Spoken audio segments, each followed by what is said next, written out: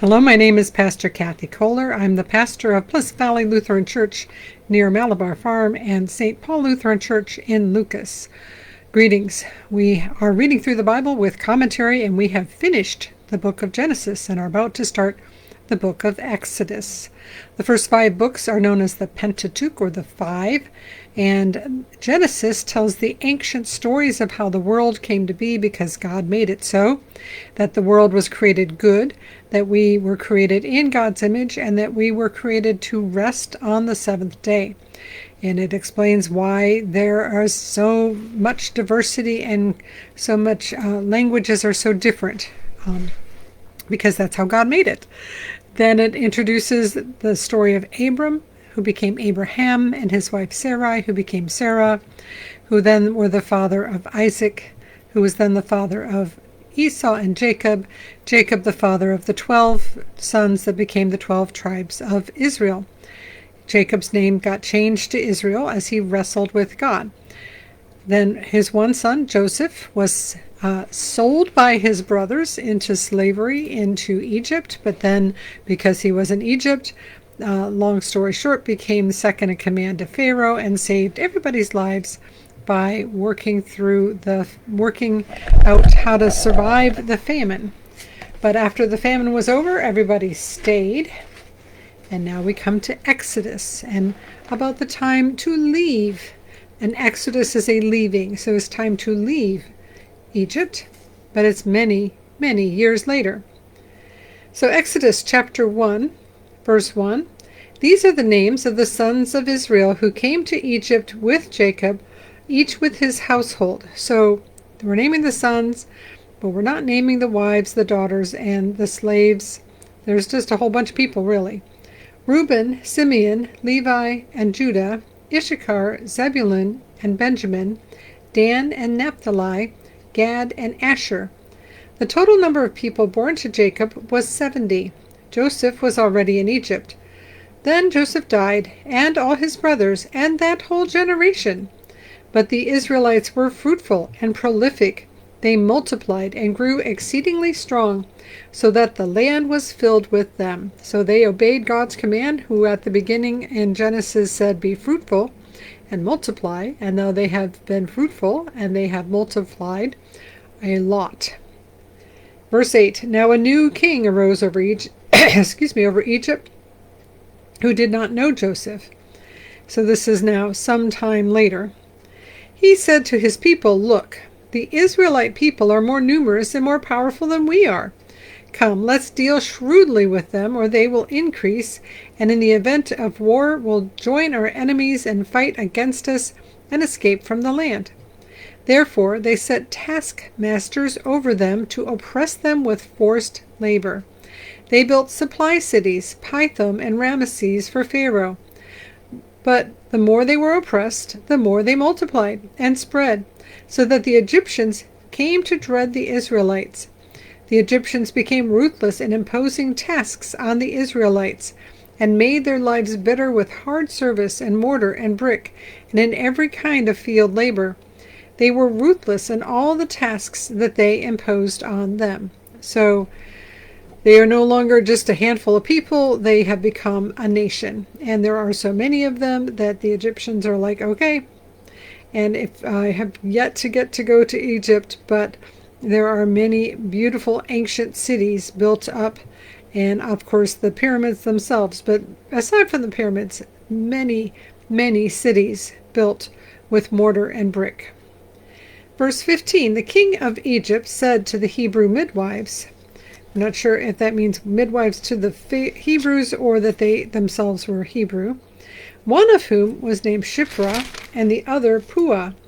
When you act as midwives to the Hebrew women and see them on the birth stool, if it is a boy, kill him. But if it's a girl, she shall live. But the midwives feared God. They did not do as the king of Egypt commanded them, but they let the boys live. So the king of Egypt, and I'm like, yeah, if you are a midwife, you literally are in the process of helping babies come into the world and helping women to have those babies. The last thing, if you're a midwife, that you want to do is to kill babies. It's just the wrong people to ask if you're trying to do genocide. So when the king of Egypt summoned the midwives and said to them, "Why have you done this and allowed the boys to live?" The midwives said to Pharaoh, "Because the Hebrew women are not like the Egyptian women, for they are vigorous and give birth before the midwife comes to them." So God dealt well with the midwives, and the people multiplied and became very strong. And because the midwives feared God, he gave them families. Because if you are a woman in that time, you must have a family, because that is your social security. That is your future. Then Pharaoh commanded all his people, "Every boy that is born to the Hebrews you shall throw into the Nile, but you shall let every girl live." Except for there are other males at the time, so it doesn't completely follow. Obviously, not everybody wanted to throw their baby into the Nile, but this was the command, at least at this point. Chapter 2. Now a man from the house of Levi went and married a Levite woman. So that is, they are descended from the son named Levi. The woman conceived and bore a son, and when she saw that he was a fine baby, literally that he was good, she hid him 3 months. When she could hide him no longer, she got a papyrus basket for him and plastered it with bitumen and pitch. She put the child in it and placed him among the reeds on the bank of the river. His sister stood at a distance to see what would happen to him. So bitumen and pitch is just like when they made the ark in Genesis. Now we're making a basket for Moses. Verse 5, the daughter of Pharaoh came down to bathe at the river, while her attendants walked beside the river. She saw the basket among the reeds and sent her maid to bring it. When she opened it, she saw the child. He was crying, and she took pity on him. "This must be one of the Hebrews' children," she said. Then his sister said to Pharaoh's daughter, "Shall I go and get you a nurse from the Hebrew women to nurse the child for you?" Pharaoh's daughter said to her, "Yes." So the girl went and called the child's mother. Pharaoh's daughter said to her, "Take this child and nurse it for me, and I will give you your wages." So the woman took the child and nursed it. When the child grew up, she brought him to Pharaoh's daughter, and she took him as her son. She named him Moses, because she said, "I drew him out of the water." So Moshe in Hebrew, or Masha, but basically drew him out is Masha and Moshe. So once again, the names always have meaning and have a pun. Verse 11, one day after Moses had grown up, he went out to his people and saw their forced labor. So he knows he's Hebrew, which is what they call the Israelites at this point. But he's also been raised as an Egyptian in Pharaoh's palace by Pharaoh's daughter. He saw an Egyptian beating a Hebrew, one of his kinsfolk. He looked this way and that, and seeing no one, he killed the Egyptian and hid him in the sand. When he went out the next day, he saw 2 Hebrews fighting, and he said to the one who was in the wrong, "Why do you strike your fellow Hebrew?" He answered, "Who made you a ruler and judge over us? Do you mean to kill me as you killed the Egyptian?" Then Moses was afraid and thought, "Surely the thing is known." Well, surely the thing is known at least by those 2 Hebrews that are having the fight. When Pharaoh heard of it, he sought to kill Moses, because Moses, after all, had killed somebody. So that would be capital punishment, was a standard procedure way before now. But Moses fled from Pharaoh. He settled in the land of Midian and sat down by a well. Settled in this case means he's still traveling and he's on his way and he stops by a well. Or maybe he's hanging out there for a while because he has nowhere else to go.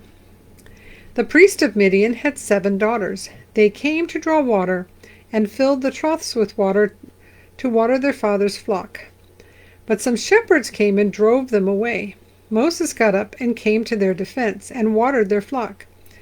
When they returned to their father Reuel, he said, "How is it that you have come back so soon today?"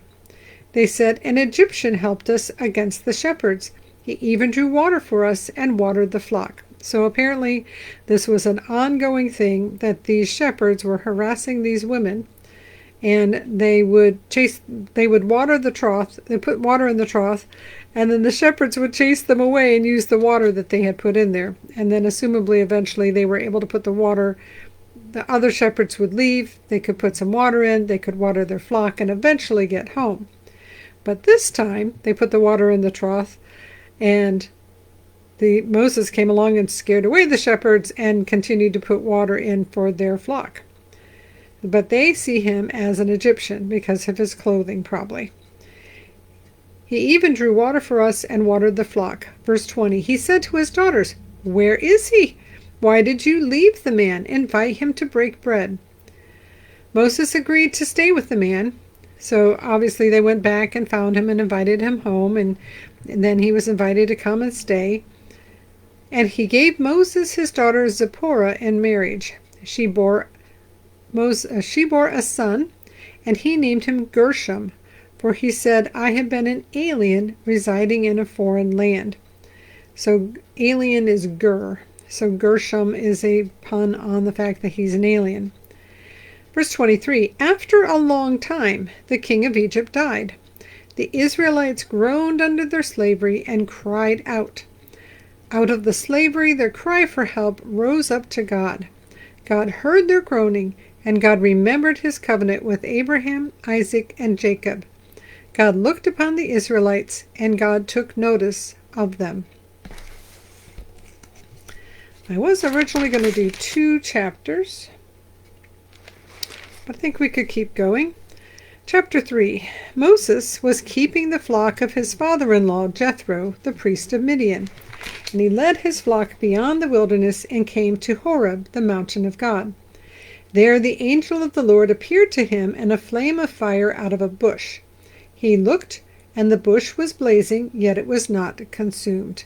So sometimes you hear about the burning bush, and this is the case. This is the burning bush. So Moses is it's been years. He's out there with the herds and the flocks, and he's taken them to further out than usual. And here is a bush that is on fire, but not burned up. When the Lord saw that he had turned aside to see, God called to him out of the bush, "Moses, Moses," and he said, "Here I am." Then he said, "Come no closer. Remove the sandals from your feet, for the place on which you are standing is holy ground." He said further, "I am the God of your father, the God of Abraham, the God of Isaac, the God of Jacob." And Moses hid his face, for he was afraid to look at God. So Moses' father is his ancestor is Levi, the son of Israel, son of Jacob. But God is saying, "Here I am, the God of your fathers." Verse 7, then the Lord said, "I have observed the misery of my people who are in Egypt. I have heard their cry on account of their taskmasters. Indeed, I know their sufferings, and I have come down to deliver them from the Egyptians, to bring them up out of that land to a good and broad land, a land flowing with milk and honey, to the country of the Canaanites, the Hittites, the Amorites, the Perizzites, the Hivites, the Jebusites. The cry of the Israelites has now come to me. I have also seen how the Egyptians oppress them. So come, I will send you to Pharaoh to bring my people, the Israelites, out of Egypt." But Moses said to God, "Who am I that I should go to Pharaoh and bring the Israelites out of Egypt?" He said, "I will be with you, and this shall be the sign for you, that it is I who sent you. When you have brought the people out of Egypt, you shall worship God on this mountain." So Moses is up on the mountain. He encounters God in a burning bush. God says, "You need to go." He's like, "Who am I to go?" In fact, he continues to say that. Verse 13, but Moses said to God, "If I come to the Israelites and say to them, 'The God of your ancestors has sent me to you,' and they ask me, 'What is his name?' what shall I say to them?" God said to Moses, "I am who I am," or "I am what I am," or "I will be what I will be." And it's basically Lord. He said further, "Thus you shall say to the Israelites, 'I am has sent me to you.'" God also said to Moses, "Thus you shall say to the Israelites, 'The Lord,'" that is the Yahweh, YHWH, could be Yahweh, Jehovah, the Lord is how it's translated. The Lord, the God of your ancestors, the God of Abraham, the God of Isaac, and the God of Jacob, has sent me to you. This is my name forever, and this is my title for all generations. Go and assemble the elders of Israel, and say to them, The Lord, the God of your ancestors, the God of Abraham, of Isaac, and of Jacob, has appeared to me, saying, I have given heed to you and to what has been done to you in Egypt. I declare that I will bring you up out of the misery of Egypt to the land of the Canaanites, the Hittites, the Amorites, the Perizzites, the Hivites, and the Jebusites, a land flowing with milk and honey. They will listen to your voice, and you and the elders of Israel shall go to the king of Egypt and say to him, The Lord, the God of the Hebrews, has met with us. Let us now go a 3 days' journey into the wilderness, so that we may sacrifice to the Lord our God. I know, however, that the king of Egypt will not let you go unless compelled by a mighty hand. So I will stretch out my hand and strike Egypt with all my wonders that I will perform in it. After that, he will let you go. I will bring this people into such favor with the Egyptians that when you go, you will not go empty-handed. Each woman shall ask her neighbor, and any woman living in the neighbor's house, for jewelry of silver and of gold, and clothing, and you shall put them on your sons and on your daughters, and so you shall plunder the Egyptians. So he does warn, it's going to be hard. He's going to say, no, I'm going to do wonders, and then you're going to take everything and go. So, and that's the introduction, and of course that's what's going to happen. But that was chapters 1 through 3. And now may the Lord bless you and keep you. May the Lord make his face shine upon you and be gracious unto you. May the Lord look at you with favor and give you peace. In the name of the Father, and of the Son, and of the Holy Spirit. Amen. Go in peace. Serve the Lord. Thanks be to God.